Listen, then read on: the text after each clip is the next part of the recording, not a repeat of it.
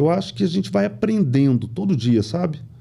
Então, de tanto tomar pancada, a gente vai aprendendo a ouvir, a entender, e aí a gente vai crescendo cada dia um pouquinho. E quando você mostra para sua equipe que você também está ali aprendendo e que você também está se esforçando... E você também demonstra humildade. Exatamente. Né? É com exemplo que a gente faz a equipe vir junto.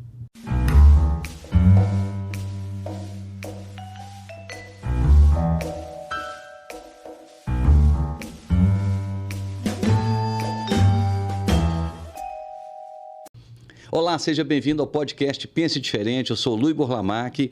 Espero que você possa curtir, espero que você possa indicar aos amigos as ideias e os insights que são gerados nessas conversas disruptivas sobre estratégia, carreira, gestão e cultura organizacional. Se você é gestor, se você é da área de RH ou mesmo diretor de uma empresa onde você precisa alavancar a sua cultura organizacional casada com a estratégia, busque as soluções da Taijeta. Taijeta é uma empresa totalmente orientada para tecnologia, mapeamento cirúrgico, gestão e evolução da cultura organizacional.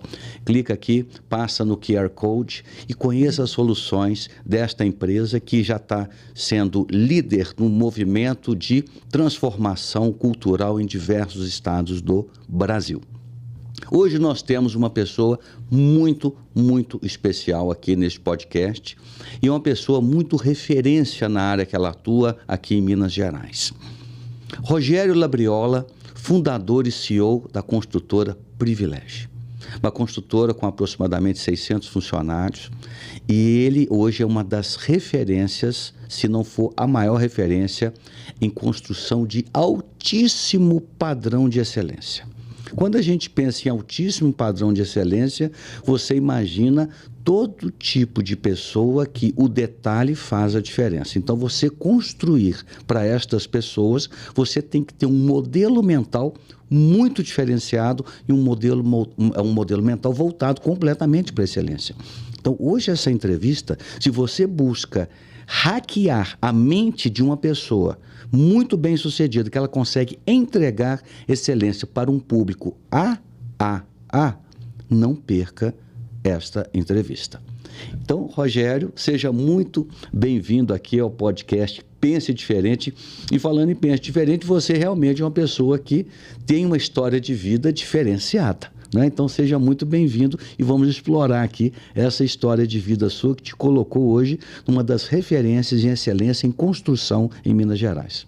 Muito obrigado, Lu. Muito obrigado pelo convite, obrigado por estar aqui. Você é uma referência de amigo e de profissional, então te agradeço muito. Rogério, eu gosto muito aqui no Pense Diferente da gente começar batendo um papo sobre a história. As pessoas não chegam onde elas estão à toa. O sucesso ele não é uma obra de sorte, uma obra simplesmente do acaso. Ele tem uma construção.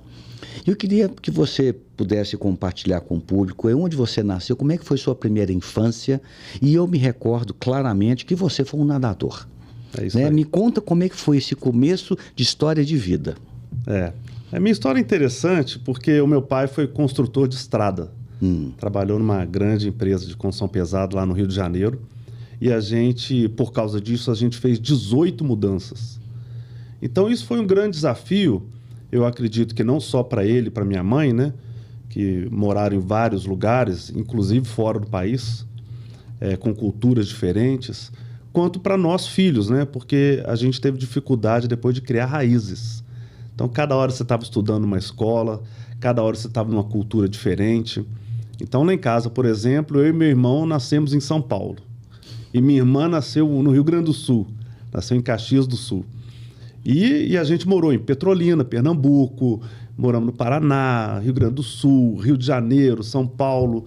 Então, isso foi um desafio cultural para a gente, principalmente para eu e meus irmãos.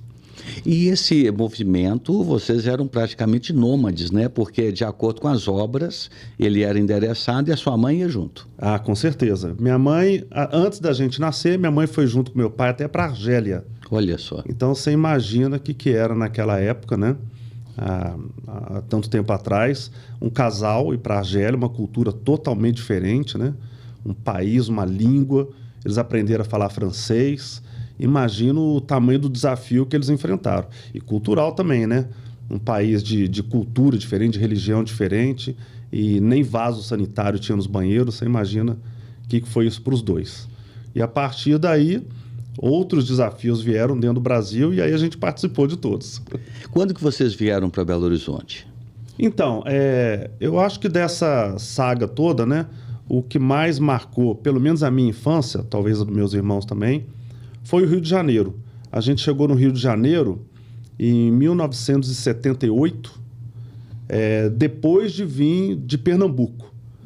Então, a gente chegando no Rio, a hora que a gente chegou na escola, primeira coisa que a gente enfrentou foi o bullying, né? Eu estou me referindo até ao bullying do bem, não é nada traumático, que não. Que fazia parte, né? Que fazia parte. Por quê? A gente chegou com um sotaque pernambucano, que é um sotaque carregado, né? Um sotaque cantado, né? Então, lá no Rio de Janeiro, os pernambucanos aí, não sei o quê. E aí, mal sabiam eles que nem pernambucano a gente era. Mas esse foi o primeiro impacto, né? E a gente sofreu um bocado com bullying. Eu sofri muito, mas eu encaro isso como aprendizado, né? Aí, o que me ajudou muito nisso? A gente morava no Cosme Velho, relativamente perto do Fluminense, e aí a gente começou a praticar esporte lá. Você tinha quantos anos? Eu aprendi a nadar com 6 anos de idade, e depois eu fiz judô também. Esses 2 esportes ajudaram muito na convivência, na autoconfiança, né? A luta, principalmente, na autoconfiança ajudou bastante. A natação, no coletivismo, na amizade. Eu acredito que isso foi dos alicerces da minha educação. E aí a gente foi adaptando e ficamos apaixonados pelo Rio de Janeiro. Apaixonado para valer. A gente gostava do astral da cidade, gostava do clima, gostava do trabalho do meu pai. Meu pai era uma referência lá de engenharia também. E em 1985, em pleno Rock in Rio, meu pai falou, olha, gente, agora nós vamos mudar para Belo Horizonte. Então, foi assim, tudo diferente, né? Tudo diferente. A gente ama Belo Horizonte, é uma cidade maravilhosa para criar família, etc e tal, mas é uma cultura diferente do Rio de Janeiro, né? Totalmente. A gente chegou aqui, viu muita montanha, muita gente diferente, não sabia onde é que estava a praia. Eu lembro de uma passagem interessante, vindo para Belo Horizonte, obviamente, a gente já nadava no Fluminense, né? Já era da equipe de natação, eu e meus irmãos. E a gente, chegando em Belo Horizonte, foi lá para o Minas, né? Para entrar na equipe do Minas. E o primeiro dia que eu fui treinar, a gente morava perto, uns 2, 3 quarteirões do Minas, e eu fui de sunga para o Minas. Porque no Rio de Janeiro era absolutamente natural né? A gente andar de sunga e chinelo, né? A gente ia à praia, pegava ônibus, restaurante. Às vezes, restaurante você colocava mal uma camisa, né? Para não ficar muito feio, mas era comum andar de sunga. E eu fui andando de sunga e chinelo para o Minas. E, de repente, eu comecei a perceber que todo mundo ficava me olhando. Eu falei, eu acho que eu sou de outro planeta aqui, né? E aí foi assim, o primeiro impacto que eu tive de cultura foi essa, né? O carioca é mais descolado e o mineiro é mais certinho, né? É verdade. E aí você se encontrou muito na natação. Conta para mim, como é que foi a sua experiência nesse esporte que você entrou de cabeça, vamos dizer assim? Lui, a natação, ela faz parte da minha vida. Eu acho que ela me ajudou a moldar como ser humano, a me moldar como ser humano. Teve uma coisa interessante, lá no Rio de Janeiro ainda, quando eu tinha 11 anos de idade, eu tinha pé chato. Meu pé era bem chato mesmo, totalmente plano. Prancha, né? E na época, a tecnologia que existia para o pé chato era uma cirurgia. Hoje nem é mais, né? Hoje você não faz mais cirurgia. Os médicos me corrigem se eu estiver falando alguma besteira. Mas era uma cirurgia extremamente complicada. É quase uma obra de engenharia, em que você tirava um pedaço do osso da perna, do perônio, hoje mudou de nome, o nome do osso, não lembro agora, e cortava esse osso no meio e cravava esses 2 pedaços no meio do pé para você criar uma curvatura por força mecânica mesmo. Essa cirurgia, eu fiquei 1 mês engessado até a cintura, e depois mais 2 meses engessaram até o joelho. Então foi um drama. Você imagina uma criança de 11 anos de idade, né, que era atleta, que estudava e tudo mais, ficar esse tempo todo na cama, de gesso e etc e tal. Além do fator psicológico, né, me atrapalhou demais na escola, na natação, e quando eu tirei o gesso, eu tive que reaprender a andar. Aí você imagina, eu tive que reaprender a andar, reaprender a nadar, e logo em seguida eu participei de algumas competições de natação. Eu me esforcei muito, e meu pai era um entusiasta do esporte. Ele, além de ir nas minhas competições, ele era o locutor. Olha. Então, a gente ficava até um pouco com vergonha, né? Porque a hora de falar o meu nome da gente, ele ficava mais alegre, né? Mais entusiasmado. Tinha um peso maior, né? Pô, e eu era um perebinha, né? Ainda mais com a perna toda complicada. E aí teve uma competição que eu me esforcei muito e até melhorei meu tempo. E eu fui o último colocado. E aí eu cheguei em casa, poxa, triste pra caramba. Pô, fui o último. Aí meu pai falou, você foi o último, mas você melhorou o seu tempo. E você deu o máximo que você podia. E como ele era da organização, ele levou uma medalha para mim. Uma medalha pequenininha. E essa medalha eu guardo até hoje. E é ela que me alavancou eu continuar no esporte, né? E aí depois fui seguindo, depois vim para o Minas. Minas me acolheu muito bem. E qual que era a sua modalidade? Eu nadava a prova de fundo, né? As provas de resistência. Talvez até por esse período de recuperação longo que eu tive que ter, né? Crawl? Crawl, é. Crawl. 1.500 metros nado livre. E acho que por causa dessa falta de força que eu tinha nas pernas, eu precisava ter outra força, que era a resistência. Então, quando eu cheguei no Minas, eu entrei para a equipe do Minas, me adaptei muito bem. O mineiro tem uma facilidade incrível de fazer amizade, né? Isso foi em 1985, e eu tenho a equipe de natação dessa época. Eu tenho 6 grandes amigos que a gente se encontra todo mês até hoje. Olha só. Durante todo o processo de natação a gente estava junto. Depois que a gente parou de nadar, a gente continua encontrando todo mês. Então virou uma irmandade. Eu acho que o esporte, ou a questão mais importante do esporte, talvez seja essa. Esse espírito de união, de força, ele é muito catalisador, né, no esporte. Eu acho que além da disciplina e da autossuperação, né, você está comprometido com aquilo, eu acho que essa união de quando você pratica esporte junto com outras pessoas, você cria uma relação tão próxima que você ganha amizade para o resto da vida. Eu tenho essa impressão. Você ficou no esporte, e aí como é que foi a sua jornada profissional e a transição do esporte para isso? Então, eu fui um atleta de nível brasileiro, mas eu nunca consegui ganhar uma medalha em campeonato brasileiro. Mas eu fui finalista de Troféu Brasil, que é a competição mais importante do Brasil. Então, isso me permitiu nadar até os 20 anos, até os 19 anos de idade, mais ou menos. E aí, pô, já estava fazendo faculdade, fazia engenharia, eu estava vendo que era complicado, porque meu primeiro treino era 5 horas da manhã. De 5 a 7, eu nadava 6.000 metros, ia para a faculdade, depois comecei a fazer estágio, de noite eu voltava para o treino, nadava mais 10.000 metros, chegava em casa, jantava e ia dormir. Então... Todo dia? Todo dia, inclusive sábado, né? Então eu comecei a ver que era incompatível, né? Na idade já de faculdade profissional, a gente ter tanta atividade e não focar em alguma. Alguns países, como Estados Unidos, isso é possível. E eu acho que isso é um pênalti aqui do Brasil, né? A escola e o esporte deveriam andar juntos. Porque lá tudo tá tudo integrado, né? Os campeonatos, inclusive, são via as universidades e escolas, né? Tudo. E o esporte é levado muito a sério porque ele faz parte da educação e da cultura, né?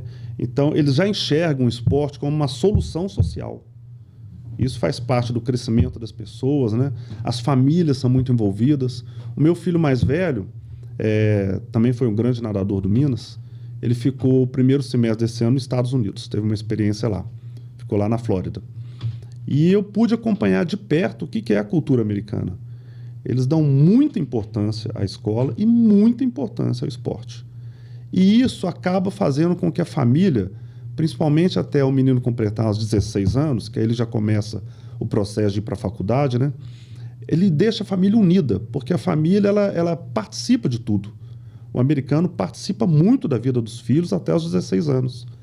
E as competições de natação, para você ter ideia, os cronometristas, os juízes, as pessoas que organizam, são todos voluntários. Ou ex-atletas, ou atletas atuais, ou a família. Ou pessoas da própria família. As pessoas da própria família participam em peso.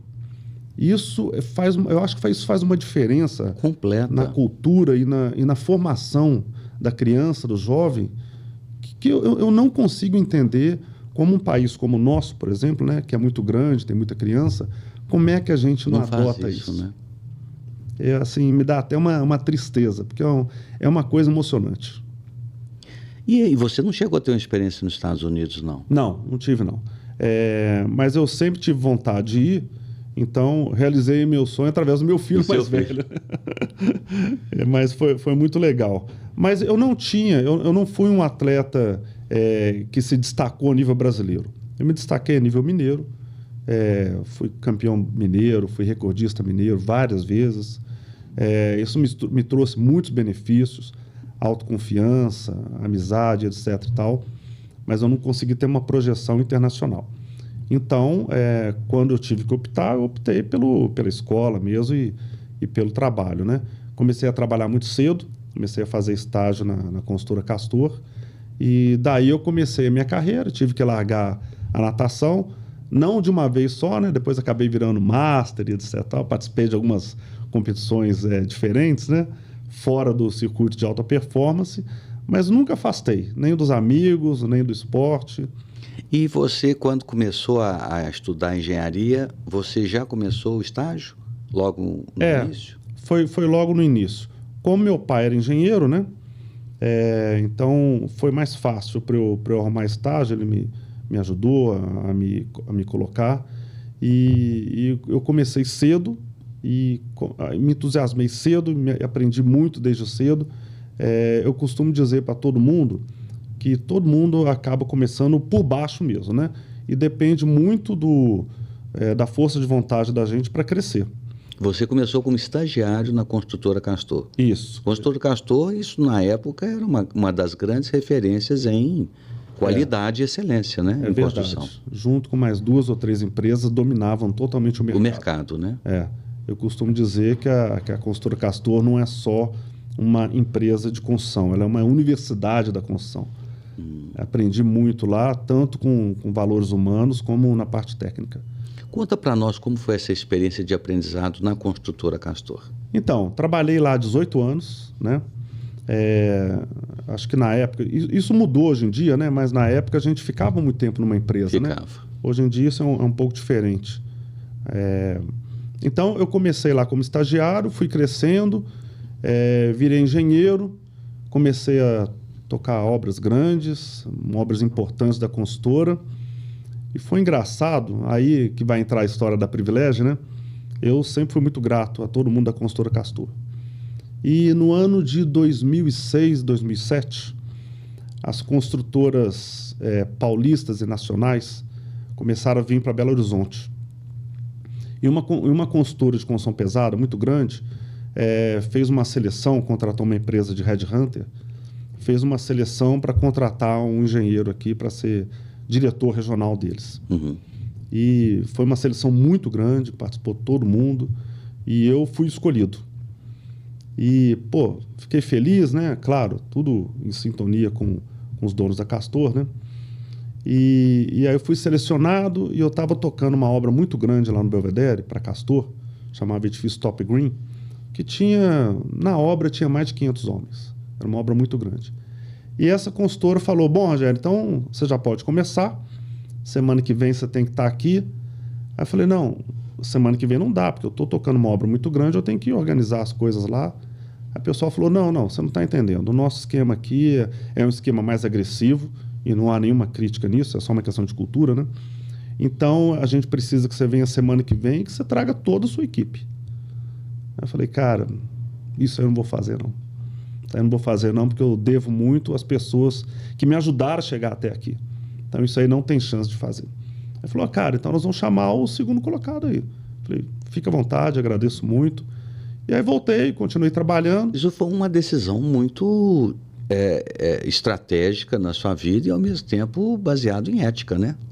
E foi difícil, assim, essa decisão, porque ao mesmo tempo que eu queria trabalhar numa empresa internacional, né, vamos dizer, eu também tinha meus valores e jamais trairia minha base, né, as pessoas que me ajudaram desde o começo. E na época eu lembro de ter conversado com meu pai também. Falei, pô, pai, aconteceu isso, o que eu faço? Ele falou assim, ô filho, você quer ter uma vida igual a minha, de nômade, vendo pouco seus filhos, etc e tal? Aí eu falei, não, isso eu não quero, não. Os valores são importantes para você? São. Então, pensa com o coração também. Então, isso me fez tomar a decisão de ficar. E algum tempo depois eu falei assim, pô, mas se eu fui escolhido, às vezes eu tenho alguma coisa que funciona, né? Às vezes tem mais do que eu estou fazendo, né? Às vezes eu tenho uma chance aí de tentar uma coisa nova. E eu fui muito aberto com o dono da consultora Castor, o Ítalo Gaetani. Eu falei, ô Ítalo, eu estou pensando em abrir minha empresa. Queria saber o que você acha disso, você pode me ajudar? Ele foi muito franco comigo e falou, pô, Rogério, você é um cara legal mesmo. Vamos fazer o seguinte, você termina essa obra que você está, que é uma obra muito grande, e eu vou te ajudar a montar a empresa. E assim começou a Privilégio Consultora. Agora, antes disso, eu te conheci, foi no início dos anos 2000, né? É verdade. Quando eu estava na Castor, é uma coisa muito legal que eles têm, eles ajudam você a ser um profissional melhor. Eles estão preocupados com o ser humano mesmo, investem em treinamento.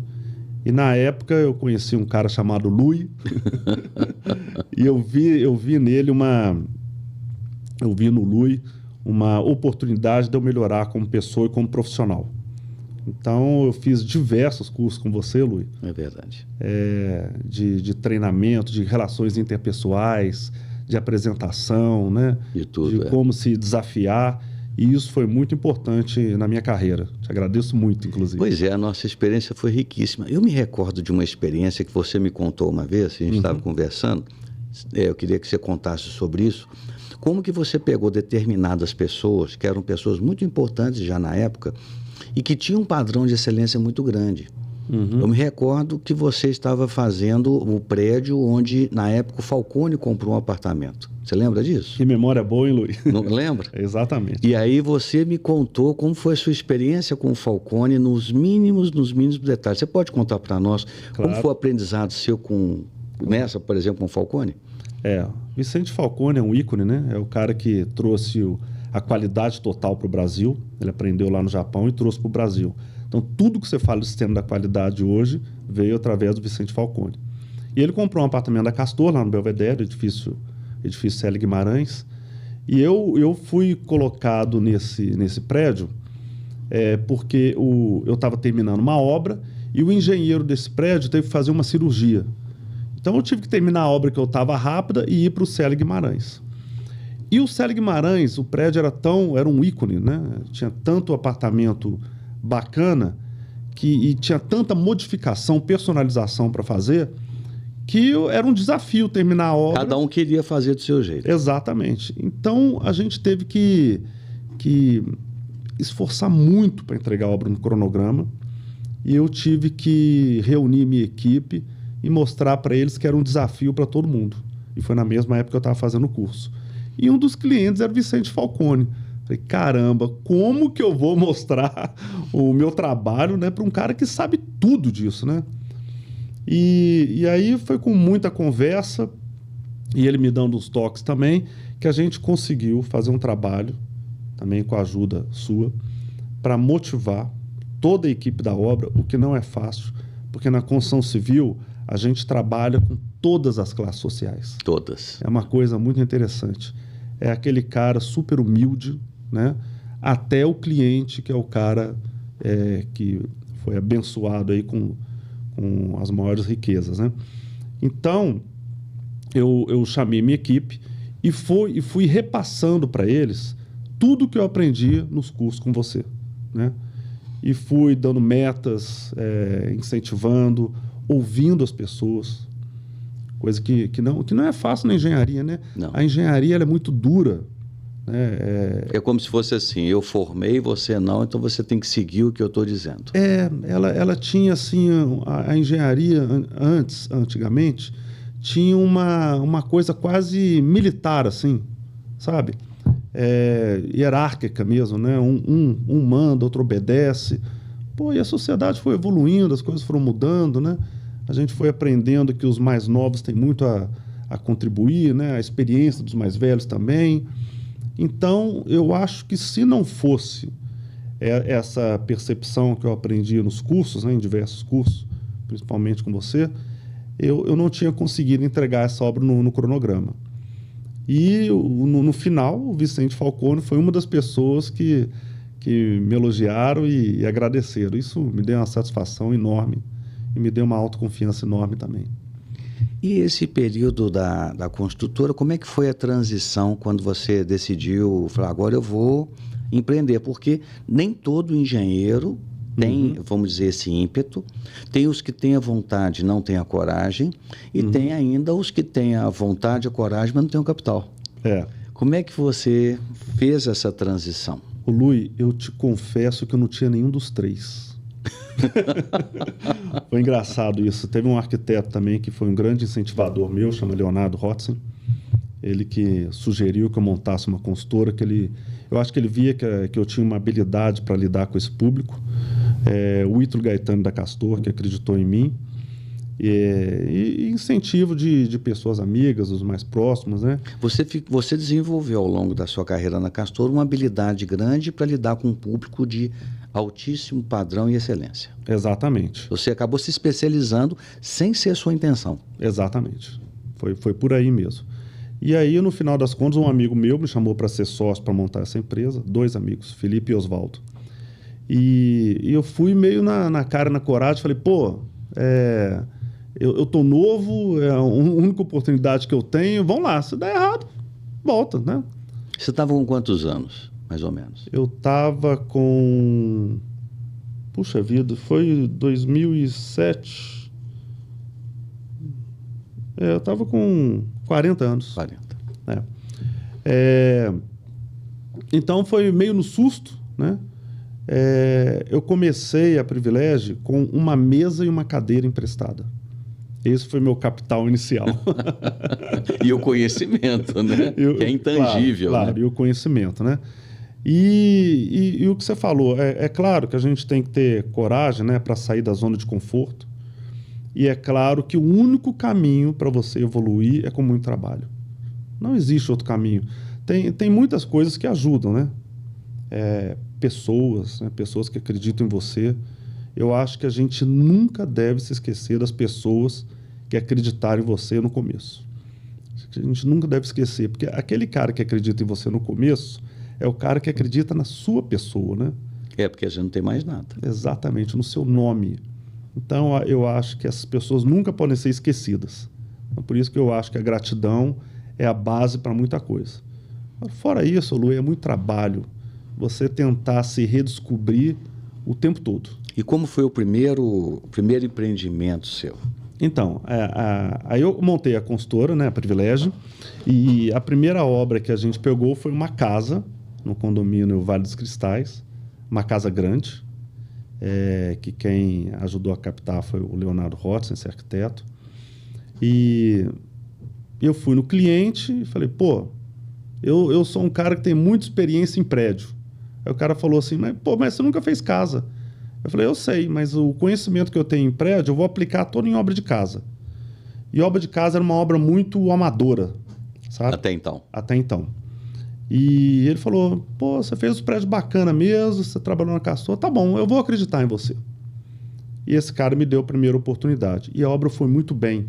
Desde a fundação, a gente ia começar a obra, A casa, para você ter a ideia do tamanho, tinha 140 tubulões. Que isso? Né? Manuais. Aí eu falei para o cliente, cara, dá para a gente fazer isso com estaca. E aí viramos um projeto para estaca e fizemos toda a fundação da casa em 2 semanas. Olha só. Isso chamou a atenção do mercado. Todo mundo começou a olhar, falou, mas dá para fazer estaca em casa? E aí começou a chamar a atenção. Em seguida, a Castor Alicerce e a Ápia subempreitaram uma obra para mim, num condomínio, uma obra grande. E aí um cliente foi chamando o outro e vamos formou embora. O capital. Exatamente. Aí, 10 anos depois, eu juntei uma grana e falei, agora eu vou voltar a fazer o que eu aprendi também, que são os prédios. Comecei a comprar terreno e fui bater na porta de quem? Ítalo Gaetani de novo. Falei, Ítalo, agora, você me ajudou aí no começo, fiz um monte de obra, agora estou pronto para voltar para os prédios. Ele falou, vamos embora. E começamos a construir junto. Então, hoje a gente tem uma parceria e a gente é sócio em alguns empreendimentos. Olha que bacana. E esse posicionamento da Privilégio, conta para nós, assim, como é que você foi trazendo esse público AAA para Privilégio e também para as casas, né? Se eu não me engano, você hoje trabalha construindo casas a partir de 1.500 e 2.000 metros de quadrados de casa, né? A gente se especializou nas casas maiores. As casas grandes, né? Isso. Por quê? Porque esse padrão de construção tem muita engenharia envolvido. Então, às vezes, uma casa pequena, a gente tem outros players no mercado, né, que são mais... que tem equipes menores, etc. e tal, e às vezes não precisa ter uma engenharia tão sofisticada. Agora, esse tipo de casa, essas casas maiores, tem automação, tem grandes estruturas, tem casas que são maiores que prédios. Então, exige uma engenharia mais apurada, né? E a experiência, na engenharia, a experiência conta muito, porque você vai acumulando conhecimento, né?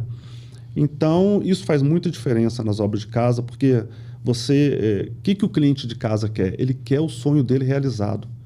E, às vezes, são sonhos complexos. Eu quero ter uma sala enorme, sem nenhum pilar aparecendo, janelas enormes, vãos de laje enormes. E aí você tem que construir a inteligência da construção, né, para sustentar isso. Né? Exatamente. Você tem que usar a técnica para fazer isso acontecer. Então, é um desafio. E o público, e esse público sabe disso. Eles sabem que para fazer as obras deles, tem que ter muita engenharia, né?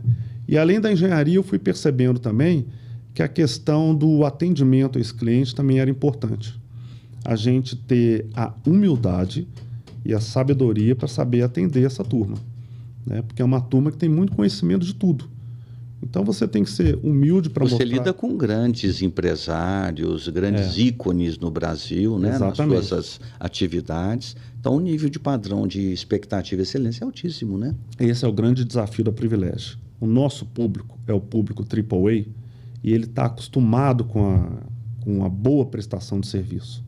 Então, quando a gente pega uma obra, a expectativa do cliente ela já é muito alta. Você começa lá em cima a expectativa. Eu costumo dar o seguinte exemplo. Às vezes você sai com seus amigos, né, para ir num boteco, né, tomar uma cervejinha, beliscar alguma coisa. Aí você vai no boteco, o copo pode estar sujo, a mesa pode estar bamba, mas você está ali conversando com seus amigos, você não está nem ligando para isso, né? Às vezes o ambiente é barulhento, é sujo, papapá, você não está nem ligando para isso. A expectativa é lá embaixo, o que você quer é conversar com seus amigos. Com as pessoas. Agora, quando você quer sair com a sua namorada, com a sua esposa, com a sua família, comemorar alguma coisa especial, você vai num restaurante super chique. Nesse restaurante super chique, se o garçom não sorrir para você, você já acha ruim. É verdade. Então, essa é a grande diferença. A expectativa do nosso cliente ela já começa lá em cima. Então, não é fácil. Qualquer bobeada que a gente dá, a felicidade do cliente cai. A gente tem que recuperar. Então, esse é o nosso maior desafio. E aí eu te pergunto, como que você faz isso num país como o Brasil, um país, em termos de educação, em decadência completa, e com um nível de engajamento cada vez mais baixo dos profissionais e de escolaridade também baixa. Como que você consegue lidar com o seu time para fazer essas entregas? Ô Luiz, tem hora que a gente nem sabe como é que a gente faz as coisas. É uma pergunta difícil que eu fiz. É uma pergunta difícil. Mas você vem entregando, né? O que eu percebi? Eu percebi isso na prática, tá? Aí não é nenhuma teoria, não. Não tem jeito de você crescer sozinho. Não existe essa possibilidade. Então eu vi que o caminho é o time. Então hoje, mais do que nunca, eu procuro pessoas comprometidas, pessoas entusiasmadas. A honestidade hoje é básico, né? Mas principalmente com essas características. Então, eu acho que se a gente tiver a humildade de aprender o tempo todo, de respeitar as pessoas e de treinar pessoas para ser melhor do que a gente, mas isso genuinamente. Não é com conversa, né? Não é com conversa. Eu acho que esse é o caminho. E aí, o que acontece? O cliente começa a perceber isso. Ele vê, às vezes, que tem uma pessoa que está em treinamento, mas ele enxerga o esforço, ele enxerga que também quem está treinando essa pessoa está sempre presente e enxerga o nosso nível de conhecimento técnico. Entendeu?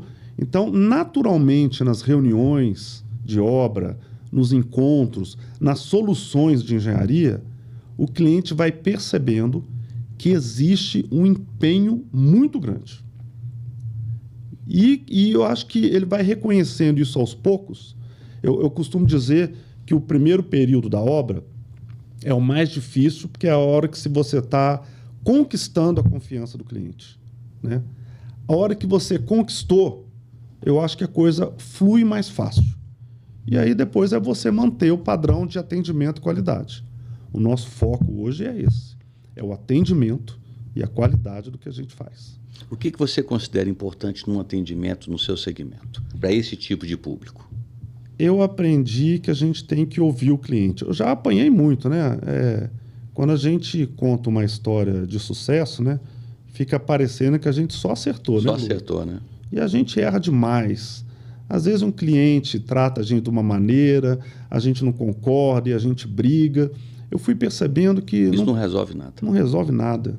Eu fui percebendo que é melhor a gente ter humildade. Engole. Engole, tenta entender e tira alguma coisa boa disso. Eu acho que a gente vai aprendendo todo dia, sabe? Então, de tanto tomar pancada, a gente vai aprendendo a ouvir, a entender, e aí a gente vai crescendo cada dia um pouquinho. E quando você mostra para a sua equipe que você também está ali aprendendo e que você também está se esforçando... E você também demonstra humildade. Exatamente. Né? É com exemplo que a gente faz a equipe vir junto. Aí a turma também aprende a ouvir, engole sapo, engole jabuti, engole tudo. Exatamente. Então, e além deles aprenderem, eu aprendo com eles. Hoje eu tenho na empresa pessoas sensacionais, que têm habilidades em algumas áreas muito maiores especializadas, né? Muito maiores do que a minha.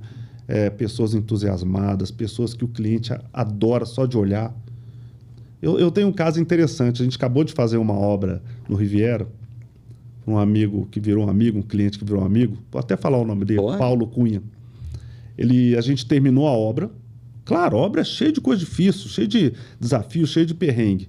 Mas quando terminou a obra, ele falou assim: gente, o negócio é o seguinte, obra terminou, mas vão continuar as reuniões semanais? Porque a reunião semanal era um prazer para ele. Além dele estar construindo a casa dele, que era um sonho, a gente estava lá conversando, trocando ideia, dando solução para as coisas juntos. E, então isso marcou demais a gente, marcou minha equipe também. E o que eu costumo dizer para minha equipe é o seguinte: nós temos que terminar a obra amigo do cliente. Luiz, se a gente termina amigo, o cara vira nosso vendedor, o cara vira nosso investidor. É verdade. Entendeu? A gente ganha muito com isso. Não é só a sobrevivência da empresa, só não.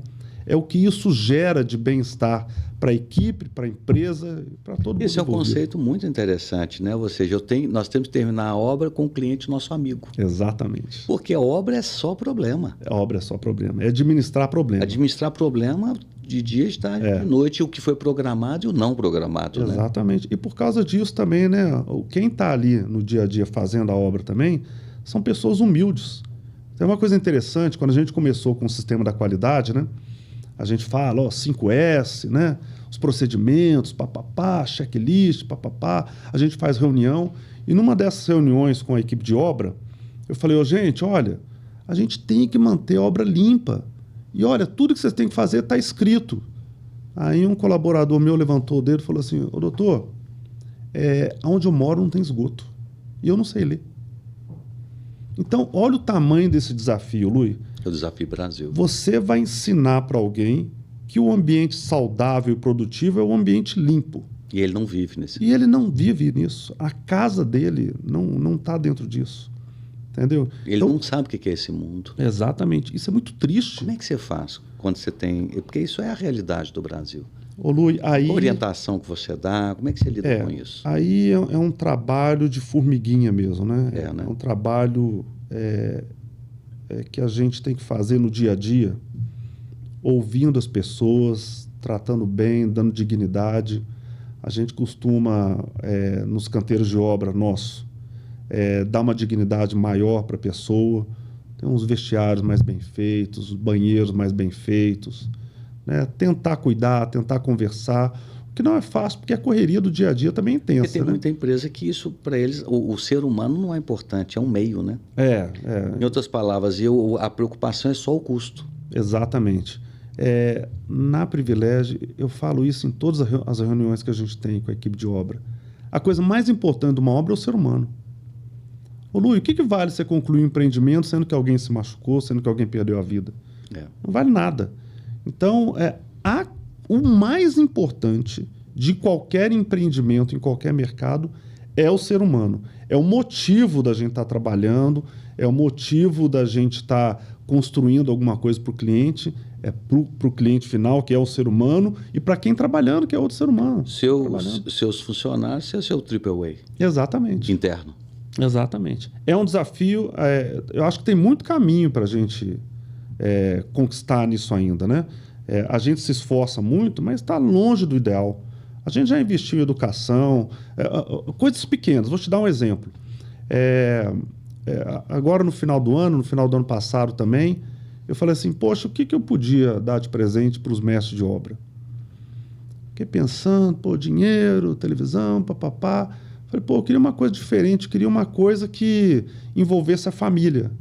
Aí a gente comprou uns ingressos para a apresentação da Orquestra Filarmônica, que é sensacional, quem não conhece deve ir, e demos para os mestres de obra. E com as suas famílias? E para ir com as famílias. E isso deu um resultado sensacional para mestres de obra, pessoal do escritório, porque eles foram no lugar que muitos não tinham ido ainda, vê um outro tipo de música.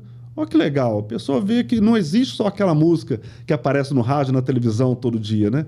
Existe uma coisa elaborada, existe uma coisa que é uma apresentação mais formal, dentro de um ambiente legal.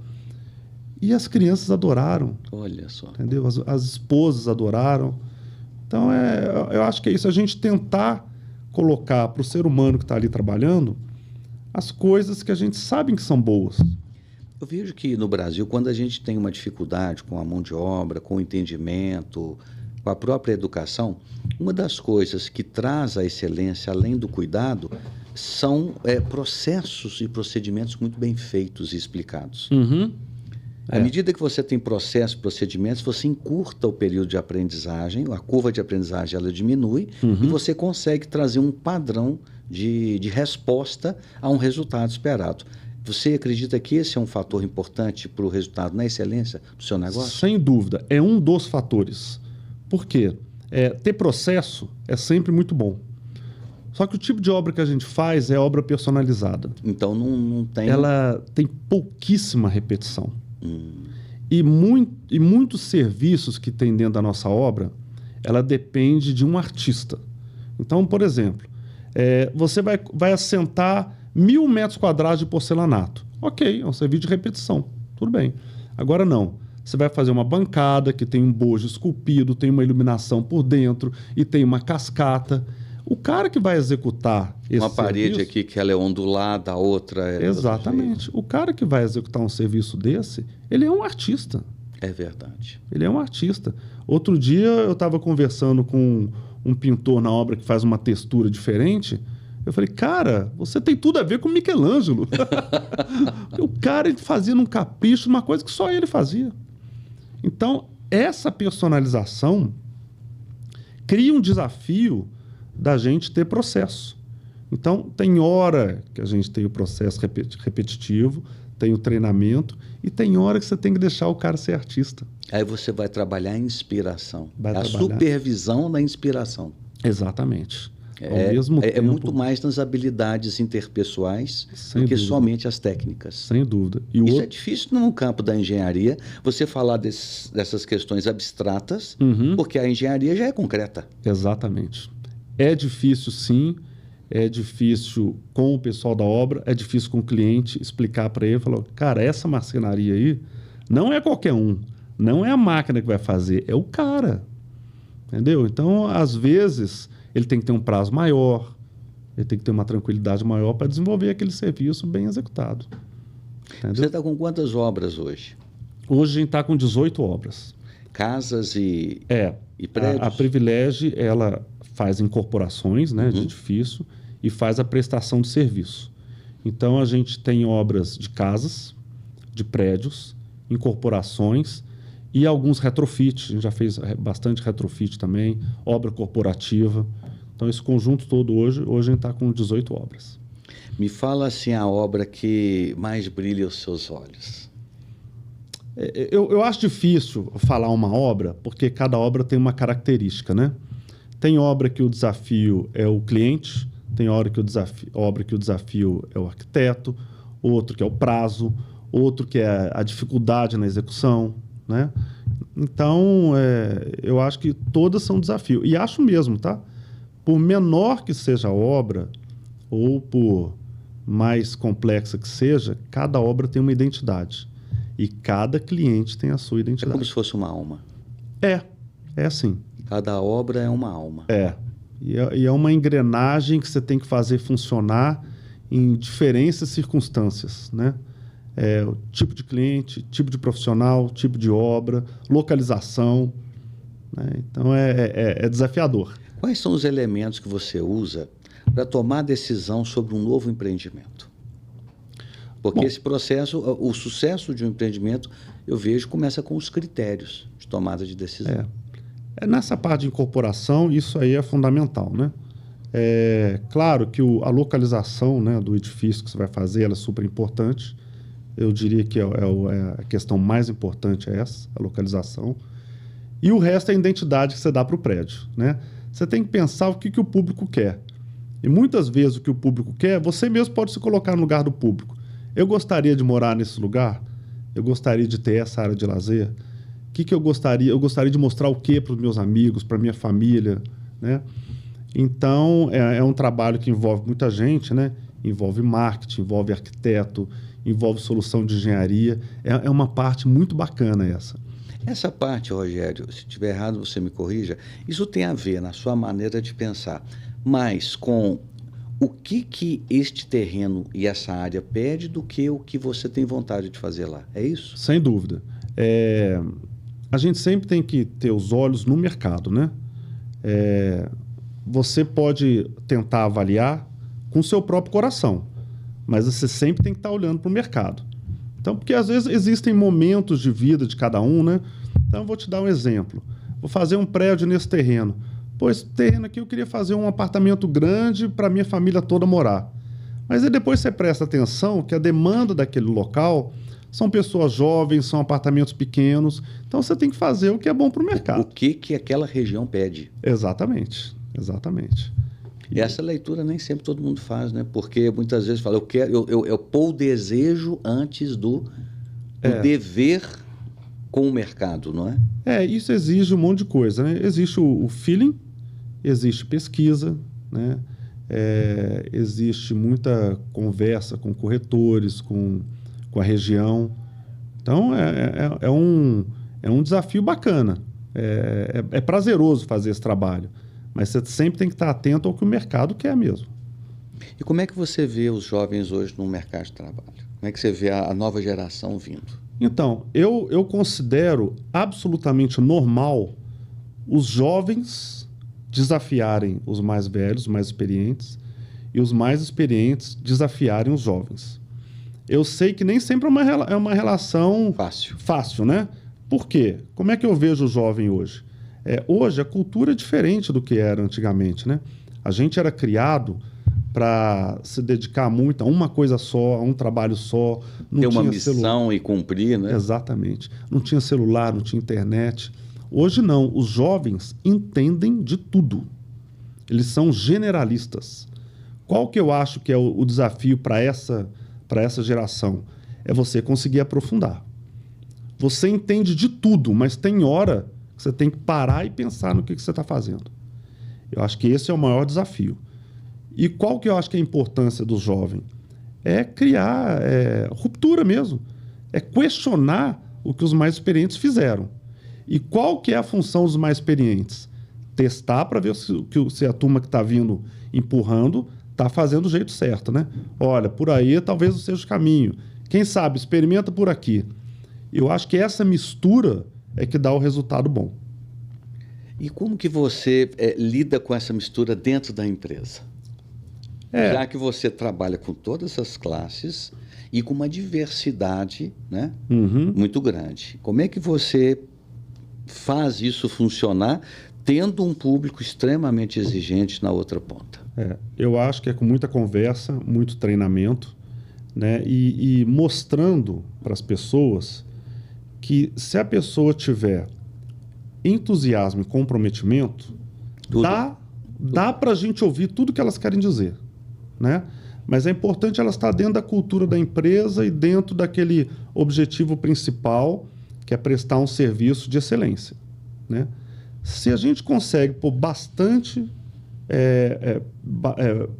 pessoas da equipe com esse mesmo objetivo, com essa mesma energia, eu acho que eles mesmos vão caminhando no sentido... E vão contaminando também. Vão contaminando, vão influenciando os outros, né?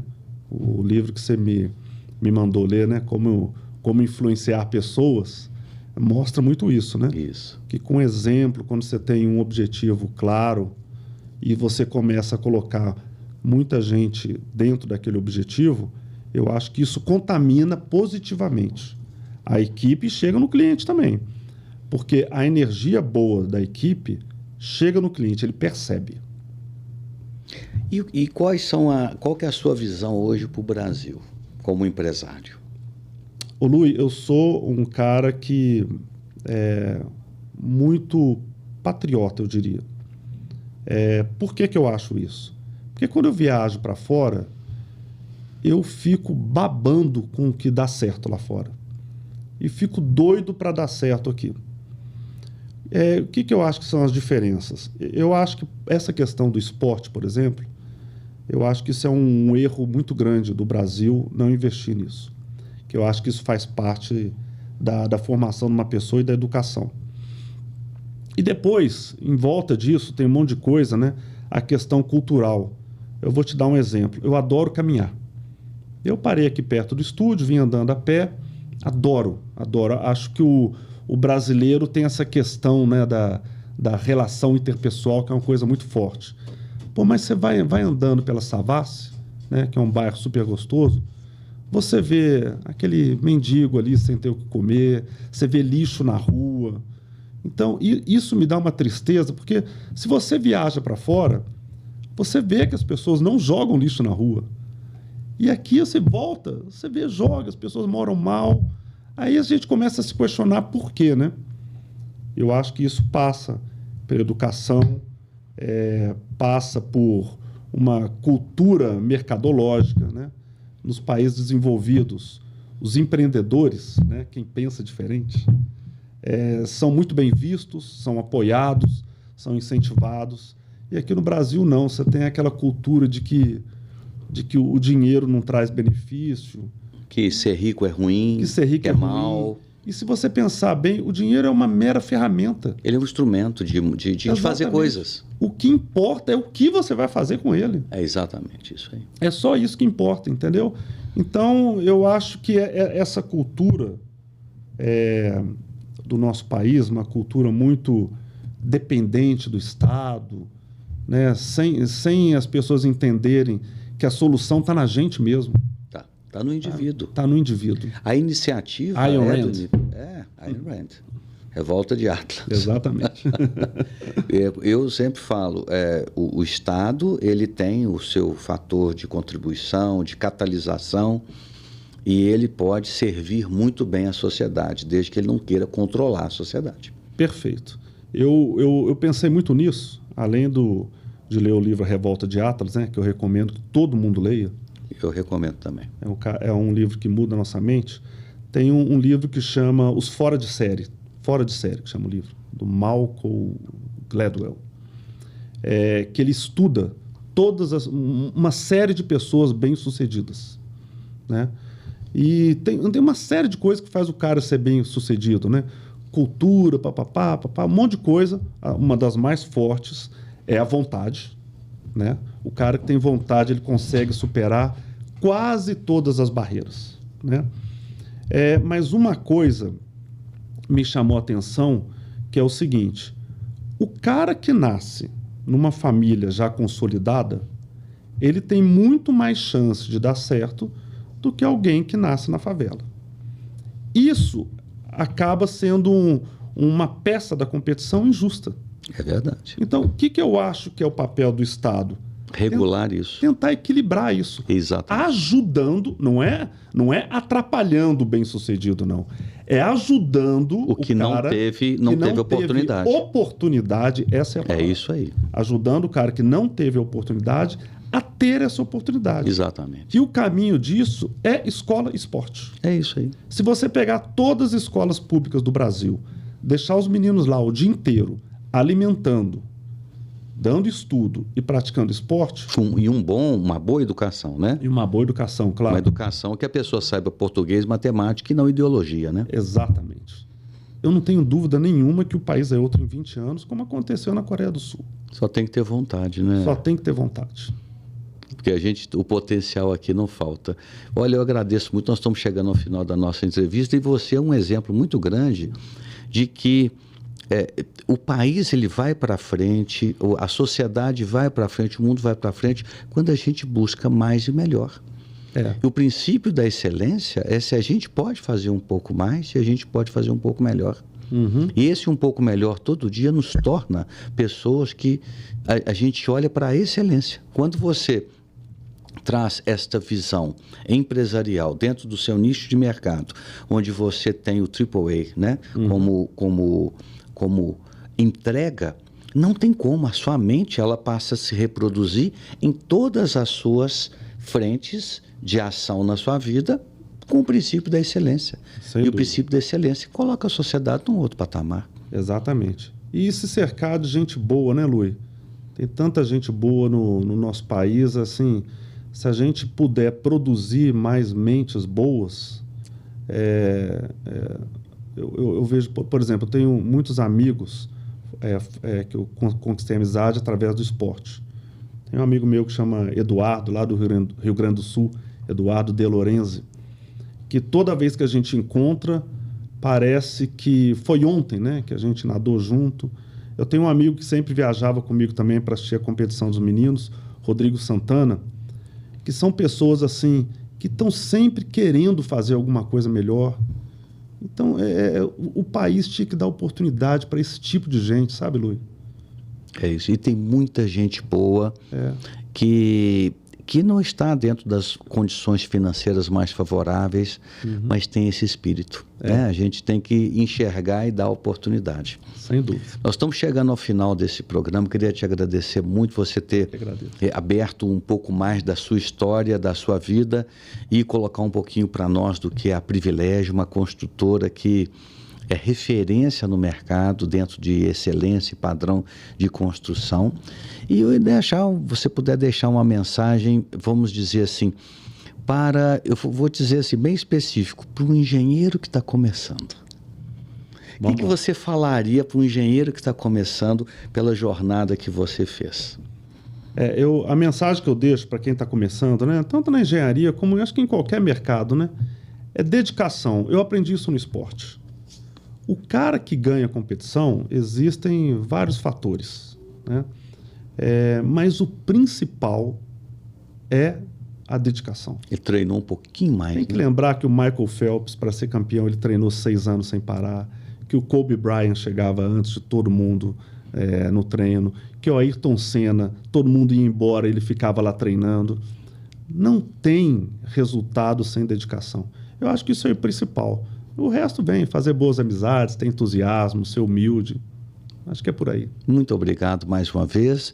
E se você gostou dessa nossa conversa com o Rogério Labriola, CEO da construtora Privilege, compartilhe com seus amigos, indique aqui o podcast para que as pessoas possam ver outros episódios que a gente teve e, obviamente, curte, né, a gente para que a gente possa estar trazendo cada vez mais a realidade que muitas pessoas não conhecem dentro de uma perspectiva diferente. Por isso que o nosso podcast é Pense Diferente e Faça a Diferença. Até o próximo episódio.